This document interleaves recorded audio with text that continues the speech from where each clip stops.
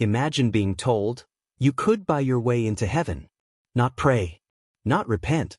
Not live a better life. Just pay.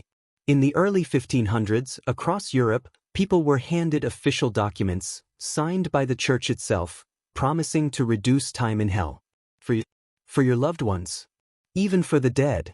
Before we dive into the main story, like and subscribe to our YouTube channel and click on the bell notification button for more interesting video like this.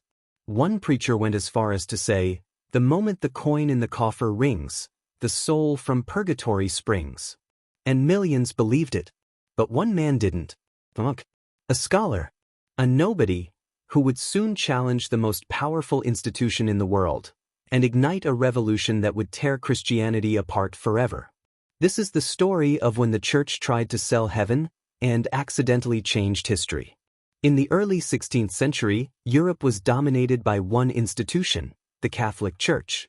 It controlled not just religion, but politics, education, and even people's understanding of the afterlife. At the center of this power was a controversial practice, indulgences. What were indulgences? Indulgences were originally meant to reduce punishment for sins. But over time, they evolved into something far more dangerous, a financial transaction tied to salvation. Need forgiveness? Want to help a dead relative escape purgatory? Pay more. This wasn't just belief, it became business. One of the most aggressive promoters of this system was a preacher named Johann Tetzel. Traveling from town to town, Tetzel sold indulgences with theatrical flair, convincing desperate people that their money could save souls. Meanwhile, in Rome, massive projects like the rebuilding of St. Peter's Basilica needed funding. And indulgences became the solution. Enter Martin Luther. A German monk and theology professor, Luther wasn't trying to start a revolution. He was trying to ask a question. How can salvation be sold if it is supposed to be a gift from God? In 1517, Luther did something that would change history. He wrote a document called the 95 Theses, a list of arguments criticizing indulgences and church corruption. Then he nailed it to a church door in Wittenberg. That single act triggered the Protestant Reformation. What Luther expected to be a debate became a wildfire.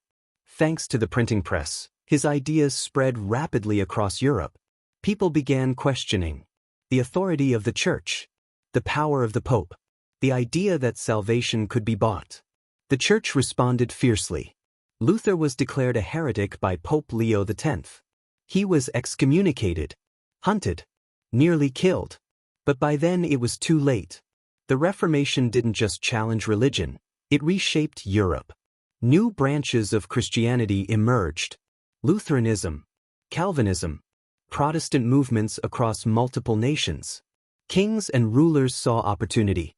Some supported Luther, not for faith, but for power, breaking away from Rome's control. This led to decades of tension, conflict, and eventually violence, including wars fueled by religious division. The unity of Western Christianity was shattered forever. The Protestant Reformation changed more than religion. It transformed education. People began reading the Bible themselves. Politics, less centralized religious power. Freedom of thought, questioning authority became possible. It marked the beginning of a world where institutions could be challenged, and where ideas could spark revolutions. But here's the question history still whispers. If one man with a hammer and a piece of paper could shake the most powerful institution on earth, what else in history, right now, exists simply because no one has dared to question it yet? If you want more untold stories that change the world, subscribe and watch the next video, because history is full of truths they never wanted you to see. For more videos like this, like and subscribe to our YouTube channel.